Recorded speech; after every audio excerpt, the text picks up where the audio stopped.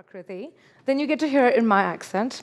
I work at Culture Amp as a director of engineering. As they said, today I will share some of my personal experiences with imposter syndrome, and I'll walk you through a 5-step process that I've created that has helped me to combat imposter syndrome, and I hope it will be helpful to you as well.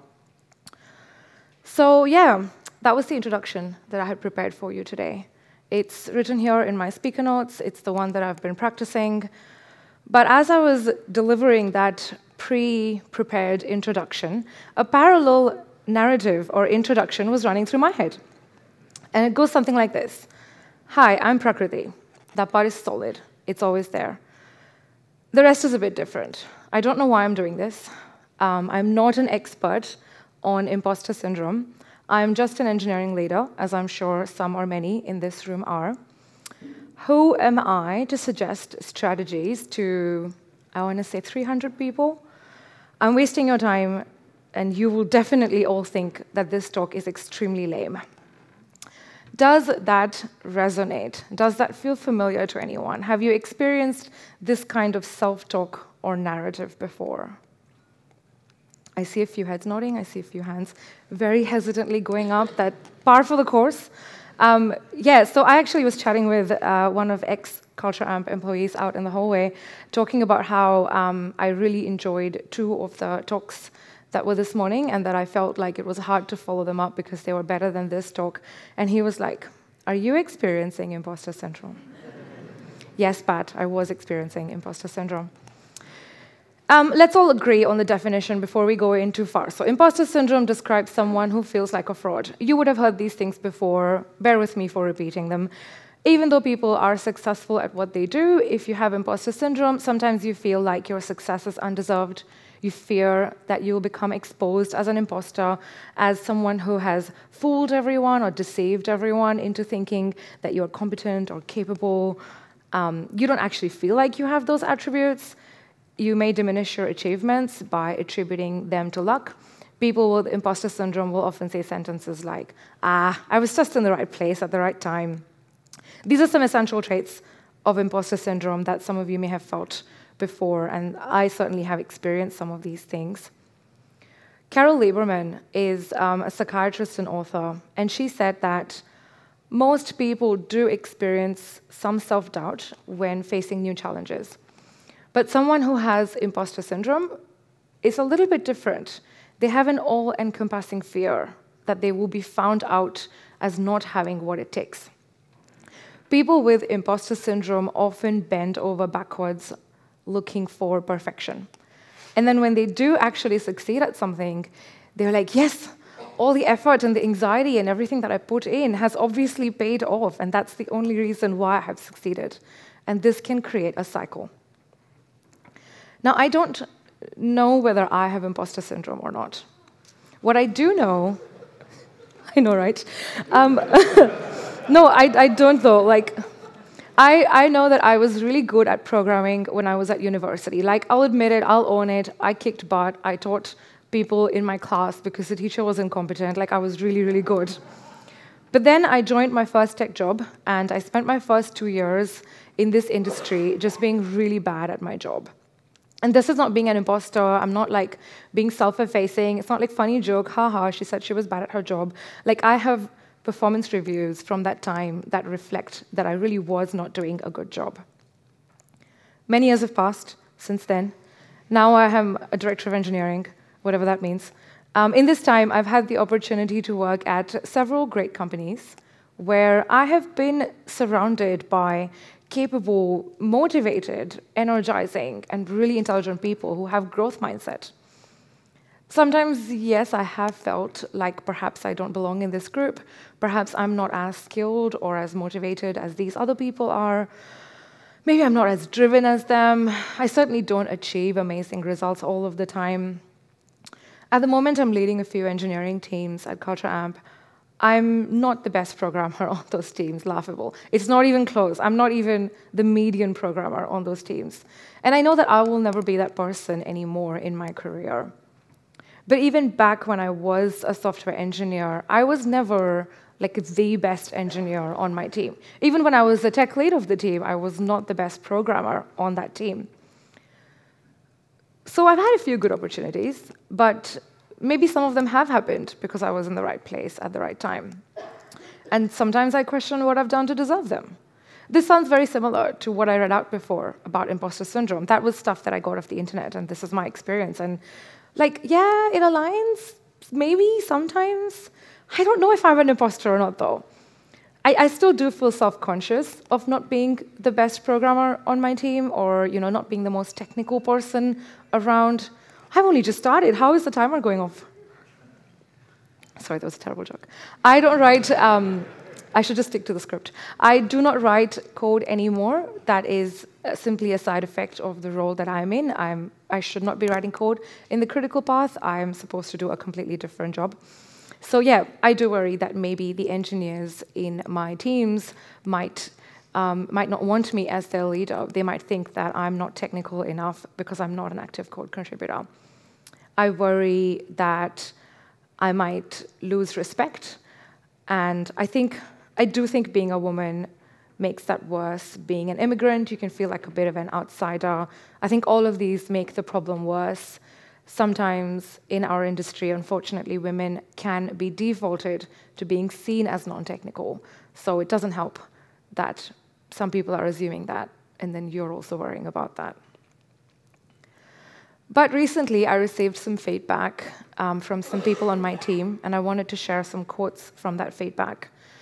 An engineer on my team said she consistently has a solid grasp on the technical status of the project and offers good ideas and criticism in technical design discussions. Another person on the team said she is a very technical engineer, so we get to benefit from her skills when it comes to technical decision making. And then yesterday, someone who is rolling off from Culture Amp said to me that, I'm going to read this out, they're confident that 2023 will be a good year for technical change in the performance product. That's the product that I work on. And he said that's in no small way due to my leadership. So maybe some of my fears are unfounded based on all this feedback that I'm receiving. Or, they're just big liars. I don't know which one. It could go either way. Now, there is no test that I know of that can diagnose imposter syndrome for you. So how do you know when you have it and when you don't have it? I mean, maybe you just suck at your job right now. It's possible, right? Like, I spent the first 2 years of my entry into this industry being really shit at my job. We all have ups and downs. Sometimes we're just not doing a good job. It is possible that you are just performing poorly. But how do you know which one it is? Well, I'm not actually going to tell you now because I want you to stay for the entire talk and not bail. But this is the question that we're going to be exploring today. I interviewed for my current role at Culture Amp about a year ago, and I did not think I was going to get this job. At the time, I was an engineering manager. I was leading 3 engineering teams at Zendesk, and this role was for a director of engineering, managing a group of 6 engineering teams. So it was a step up. It was a scale up in some ways and a scale down in other ways because the role description was a bit different. As a manager or a leader or an individual contributor as well, it can be difficult to know what you're doing well and what you're not doing well. At the time, I was hearing conflicting feedback from different people. Some people were saying that I was totally ready to take the next step in my career.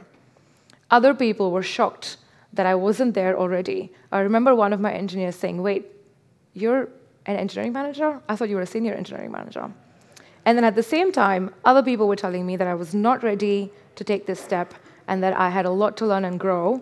But unfortunately, they were unable to tell me why I was not ready and what exactly it was that I had to learn and grow. It was a confusing time. But then I joined Culture Amp, and this is the engineering leadership team at Culture Amp when I started. As you can see, it is a very cool team with very cool people.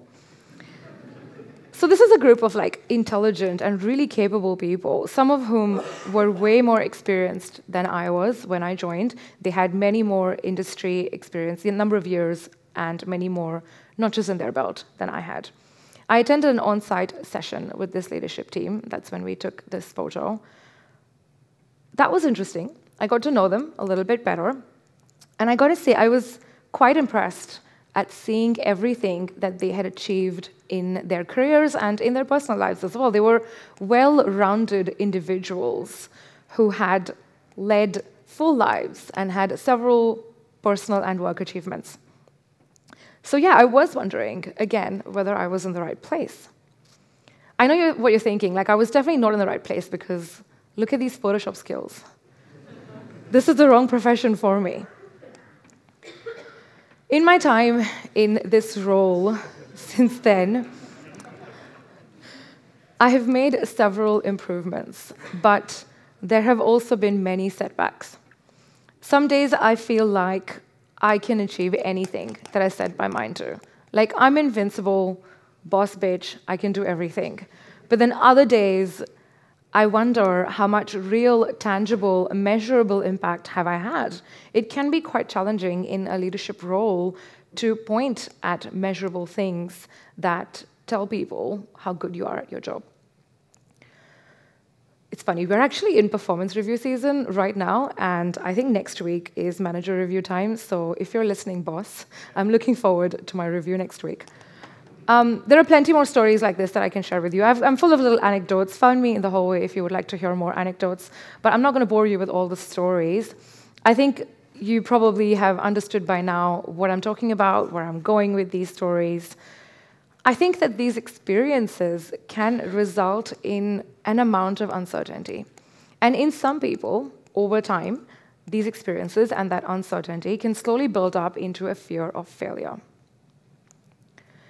The good news that I get some comfort from is that it's not just me. 70% of people worldwide have felt like an imposter at some point in their lives. So maybe it's okay. It's okay to feel like an imposter. This is not just people in tech, this is worldwide. Everybody on this planet, 70%. Studies even suggest that imposter syndrome is more common among high-achieving women. I am not saying that I am a high-achieving woman, but I am a woman. Also, so I actually think that bears are the imposter and apples are great. Apples rule, bears suck. But as you saw from my aforementioned Photoshop skills, I was unable to flip this image around to the opposite. They already told you this stat before, so 46% of a women in tech survey response suggested that overcoming imposter syndrome would make women more happy and more successful at work. Other studies have demonstrated that imposter syndrome is more common among African American, Asian American, and Latino American college students. Obviously, this was an American study. And that imposter syndrome is significantly negatively correlated with psychological well-being and is positively correlated with depression and anxiety.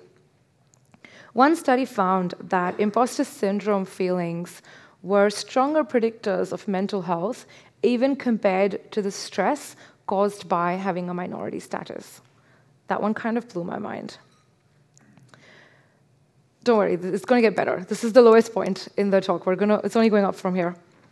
I feel like it's not terrible. It's not terrible to doubt myself occasionally. I may have gotten lucky getting this job, getting many other opportunities in my life, but I'm going to work my butt off to be good at this job. Believing that I'm not as good as I can be or as I should be can even give me that extra push that I might need sometimes to just go the extra mile. And if I feel like I don't belong, I can dig a little bit deeper. What's going on under the surface there? Why do I feel that way? What makes me different from the people around me? If I can understand that, can I leverage it? Can I use it to my advantage? I often have to remind myself that I do deserve to be here. We have all had moments of luck and privilege in our lives. For example, I'm sure there was an element of luck in getting this job, getting all the other jobs that led up to it. I've certainly experienced privilege. That's one of the belonging badges that I collected. Go to the Culture Amp booth for belonging badges. My privilege, for instance, is I was able to attend university and get a professional degree. I did nothing to earn that privilege. It was afforded to me by my parents and my socioeconomic status. But all of this does not detract from the effort that I'm putting in here and now, today. Everyone in this room has overcome some invisible or visible barriers to be sitting here in this privileged room. So I think, yes, it's okay. It's okay to have imposter syndrome, but I don't want those feelings to be around all of the time. And that's why I designed these steps. Now, before I jump into the very exciting 5 steps that I've been teasing this whole time, the reason you chose to attend this talk, I want to highlight a quick but very, very important note. If you feel like an imposter, or sometimes you think you may have imposter syndrome, and if these steps are helpful to you, then please use them and teach them to others. And please chat with me, because I love to hear if they helped you. But if you belong to an underrepresented minority group, then take a moment and ask yourself, is it imposter syndrome that I'm feeling, or is it systemic bias? Is it racism, sexism, homophobia, classism, transphobia, or any of the other isms that plague our society and therefore our industry? There is a lot of reading out there on imposter syndrome and how you should work at it. But there's also a lot of reading out there that suggests that rather than helping individuals overcome imposter syndrome, instead we should be working against systemic biases in the environment that foster or exacerbate imposter syndrome. So again, I would recommend use these steps if you think they will help you. Teach them to your friends and colleagues, your mentees, help them overcome their imposter syndrome. Look out for people who are underrepresented and teach them the steps as well. But also continue to question your environment and think about where your feelings of unsurety or where your lack of confidence might be rooted in or it might be coming from, just in case that root is systemic bias. Or, do what you think is right. I don't know anything. I just work here. So, 5 steps. Here we go. This is what you do when imposter syndrome strikes. You react. REACT is an easy acronym to help you remember the 5 steps so that you can do them anytime, anywhere. I will share this in the Slack channel as well afterwards. Now, for the rest of this talk, I'm going to take you through these 5 steps. Oh, the captions have covered my precious meme. It says, the same blood flows in my veins, the same weakness. So what I'll say is, don't do as I do, please do as I say. Let's break it down and look at each step. Step 1, the R in React is to record successful outcomes and feedback. Now, does anyone do that thing in performance reviews where half your brain is like listening to your manager, talking about your accomplishments, and the other half of your brain is just panic, panic, panic, panic, panic, because you are dreading the bad stuff that you think is inevitably going to follow? Can I see a show of hands? You can put your hand down if you don't want to. Okay. I'm glad to see that a few people do that, because this is something that I do. I still do it. I wait for my manager to get through the good stuff, because I'm just spending that entire time bracing myself and thinking about all the ways in which I fucked up, because I know that's what's coming next. Well, as I said, do as I say, not as I do. So I'm here to tell you, stop doing this in your performance reviews. All feedback is important. And all feedback deserves to be treated with respect and given your consideration, even positive feedback. This first step is about recording successful outcomes and positive feedback when it is received. I find that I receive many forms of qualitative and quantitative feedback outside of dedicated one-on-ones and performance reviews. Sometimes I may not recognize that it was feedback because it wasn't delivered in a specific way. I mean, I expect to get feedback in one-on-ones, and I expect to get feedback when I read 360 reviews written by my peers. But really, that's not my only source of feedback, is it? Any comment on my output or my behavior at work could potentially be a rich source of positive feedback. I feel like feedback has become a bit of a loaded term these days, and we need to kind of think a bit more broadly about what feedback can mean. Instead of listening and forgetting the feedback immediately, which is what I used to do, you could try and record things as they happen. Don't just record positive things that people say to you or about you. We don't always get to work in wonderful environments where we receive plenty of positive reinforcement and feedback. So instead, try to observe for yourself your own successful outcomes. What does that look like? It could be a piece of code you wrote that you were really proud of. It could be a scaling problem that you solved, an architecture diagram that you proposed. Could be an RFC or a solution preview or an ADR, whatever you want to call it. Could be like you helped to close a sales deal or you assisted with a marketing launch. It could even be that you solved a problem for somebody else, you resolved a conflict, you helped a customer, and no one congratulated you on doing these, but you worked hard for them, you achieved that outcome. You may not get official feedback, but this outcome would not have been possible without your contributions. So write it down for yourself. I will often maintain notes on my phone, which I only do because I always have my phone on me all of the time. It is impossible to separate. My parents tried and failed. So it's easy. My phone's always with me. If I get a second, a break after a conversation, I might quickly take my phone out and jot down some notes for later. In longer conversations, I know that I'm a bit forgetful and I might not retain all of the valuable points that were discussed. So before going into a conversation like that, I'll usually say something up front like, hey, I'm not great at remembering, but your feedback is really important to me. Would it be okay if I take some notes as we chat? Everyone's usually like, sure, fine, go ahead. So I want to share some examples of like what kind of things you should record based on my own experience. Some things that I recorded recently. I worked hard to improve the clarity, priority, and visibility of tech debt in the product that I work for, which I also plan to turn into a conference talk. So wink, wink, nudge, nudge. When that initiative is over, you can expect a proposal coming in to RubyConf again. Other things I noted were I introduced an operational update process for the teams in my camp, which eventually got adopted by a few more teams as well.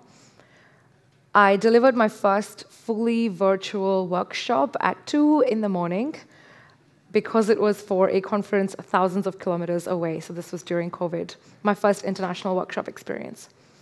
These examples are obviously very specific to my life and very specific to engineering management type roles, because that's what I do. When you're noting successful outcomes, they will look completely different from this, depending on what you do. Step 2, evaluate imposter thoughts and question implicit assumptions. When a thought arises in your mind that makes you feel like an imposter, write it down. Write down first the immediate negative thought you had, then follow the chain of thoughts that led you to that negative thought, and write that down too.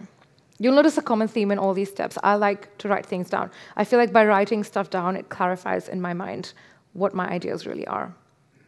So for example, a recent imposter thought that I had was, I'm letting my team down. So I would start by writing, I'm letting my team down. And then I would think, what was the incident that happened that led me down this path? What immediate negative thoughts did my brain react with during and after the incident? What was a chain of thoughts that my brain then followed? And how did I conclude that I was letting my team down? So let's follow that through. I was in a one-on-one with my manager, and he gave me some feedback, some really constructive feedback around an area that he felt I need to improve on. Now, I agreed with him in this meeting. I said, yes, I'm not doing this particular thing super well. I definitely need to get better at doing it. And I decided that I would work on it. I gave him a commitment. But it did leave me feeling a bit vulnerable. Like, it's not, even if it's right, it's not easy to hear criticism about yourself, even if you agree with it. After this one-on-one, I went straight back into a meeting with somebody else where I had to explain a project to them. I had to champion for it. And I felt like they were just not hearing what I was saying. It was not connecting. They were behaving really immaturely in that meeting, which led me to think I'm not doing a good job representing this project that I'm supposed to be a champion for, and therefore, I'm letting my team down. Now, once you have these negative thoughts and this chain of thought captured, try to identify how this made you feel and write that down as well. So in my case, I felt quite frustrated. I felt very unheard, like no one was understanding me, and that led to feelings of reduced self-worth. Well, just recapping that story makes me sweaty. If this sounds tough, that's because it is. It is difficult to examine your negative thoughts, and it is difficult to put down on paper how those negative thoughts have made you feel. Paper or phone or tablet or laptop. But that is an essential part of this step. So I recommend that you do it. The tough part's done. You have successfully evaluated your negative thoughts. Now it is time to question implicit assumptions hiding in those thoughts. So for each thought that you had leading down the chain to the imposter thought, ask yourself, what assumptions are you making here? Are you observing behavior and evidence and reaching logical conclusions? Or are you engaging in hyperbole and making things worse in your head? So let's go back to my example. I would ask myself, what indication has my team given to me that they are feeling let down by me?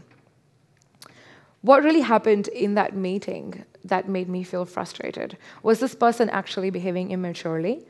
Or perhaps I wasn't doing a good job of championing this project because I had just come out of a one-on-one that had left me feeling a bit vulnerable and uncomfortable.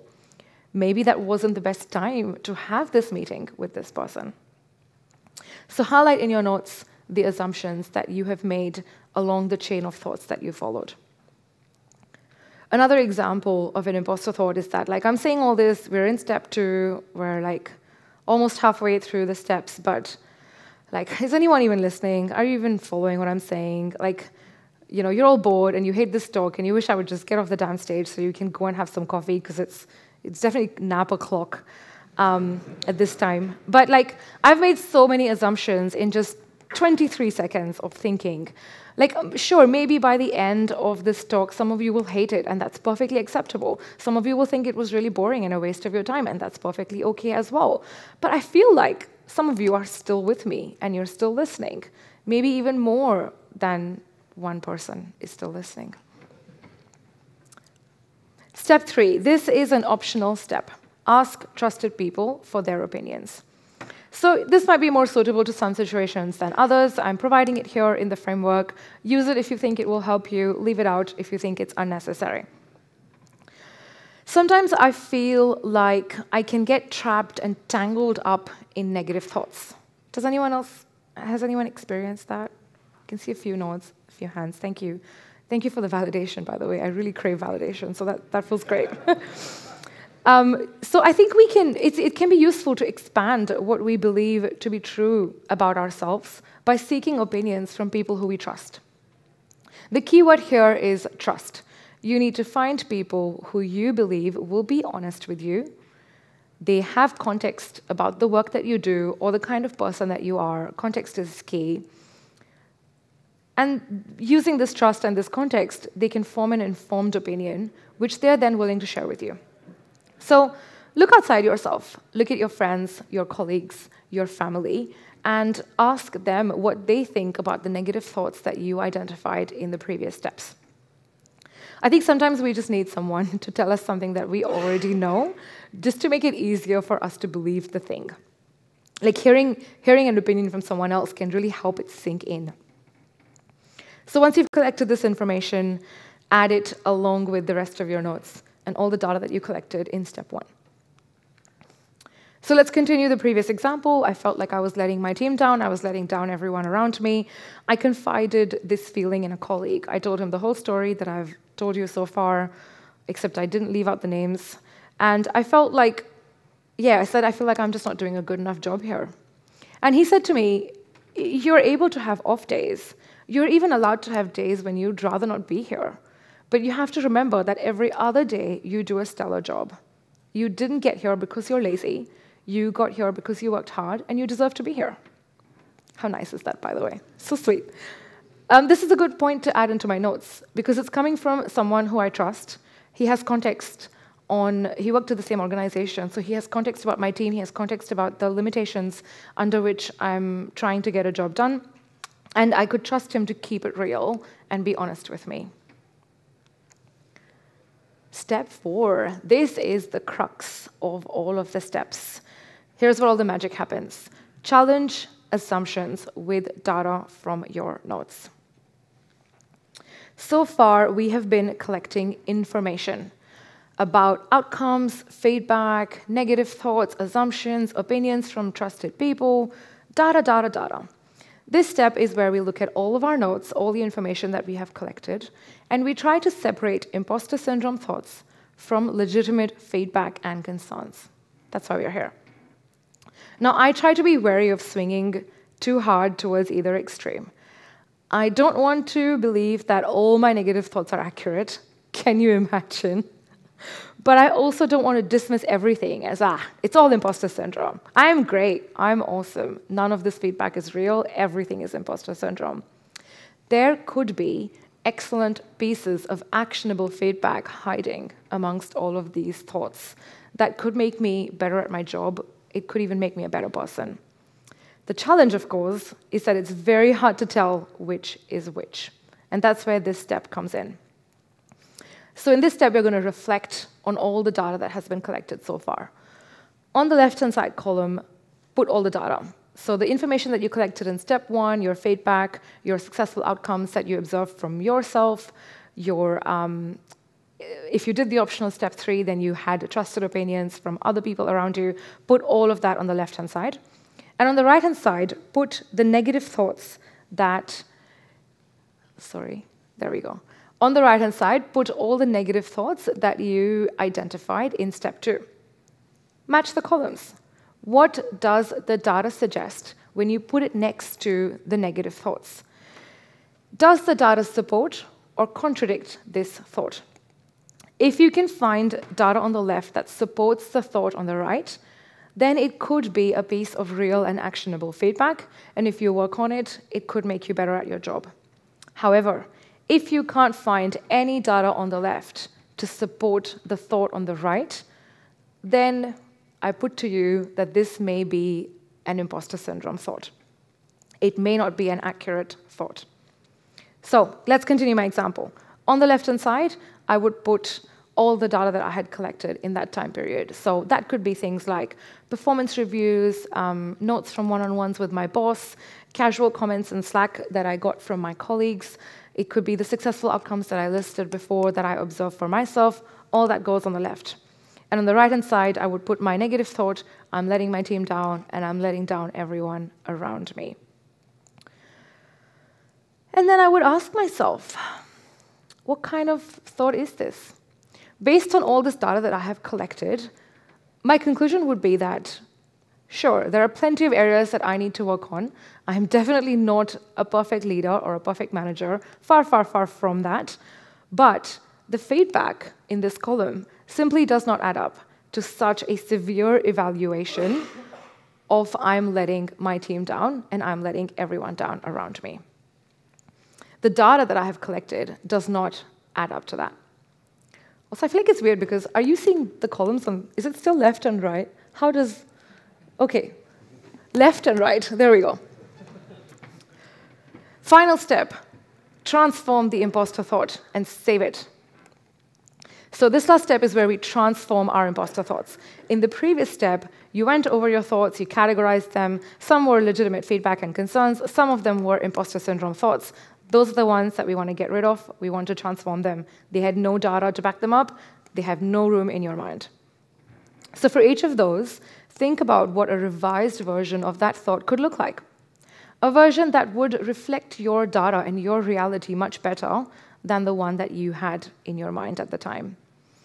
It could be a small modification or a tweak of that thought to make it more accurate. Or in some cases, you might find that the revision is completely opposite to the original negative imposter thought. So continuing with my example, what do people think that my revised thought could be? My original thought was, I'm letting my team down. We looked at the data. It did not line up. We categorized that as a negative imposter thought.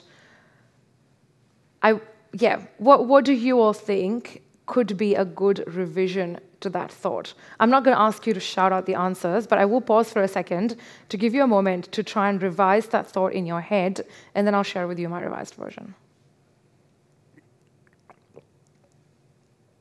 When you're drinking water in front of an audience, you're like, where does it go again? I forgot how to... Anyway, so I just wanted a moment to take a sip of water. That was fake. I don't actually expect you to think about my revised thought. The way that I revised it in my head was, my team is delivering okay, but I have received some really good feedback on how I can help my team to be even more productive. What? Is that not such a huge departure from the original imposter thought of, I'm letting everyone down? Remember that your revised thought should align more accurately with the data that you have collected. If you don't have enough information to accurately revise it, just let it go. You can collect more information and come back to it at a later date. Let's recap. React, 5 steps. The first one, record successful outcomes and feedback. Don't just wait for people to share wonderful, positive feedback with you, but if they do, don't ignore it. In addition to that, record for yourself outcomes that you're observing. Note them down, save them, and use them later. Step 2, evaluate negative imposter thoughts and question the implicit assumptions that are hiding in your thoughts. So you had a negative thought, follow the chain of thoughts, think about how it made you feel, and then highlight all the assumptions you made along that journey. Optional step 3, ask trusted people for your opinion. These should be people who have context about you and who you can trust to keep it real with you. Step 4, challenge assumptions with data. Put on the left all the information that you collected, put on the right all your negative thoughts, and categorize each negative thought as either an imposter syndrome thought or as legitimate feedback and concerns. And then final step, once you have identified all of your imposter thoughts, it's time to revise them to a version that reflects reality better. Now, this seems like a lot to take in right now because I made a lot of bad jokes and I gave a lot of examples that you don't care about. But when you're doing this as an exercise for yourself, hopefully it won't take you more than 5 minutes to do it. The best part is, the more frequently you do it, the less you have to do it going forward. So that's the kind of homework that I like to do. So the next time imposter syndrome strikes, remember to react. I'll drop these slides along with the notes in the Slack channel, but if you have thoughts, questions that you would like to chat about on this topic, please come and find me outside. Thank you very much for laughing at the handcrafted artisanal memes in this presentation.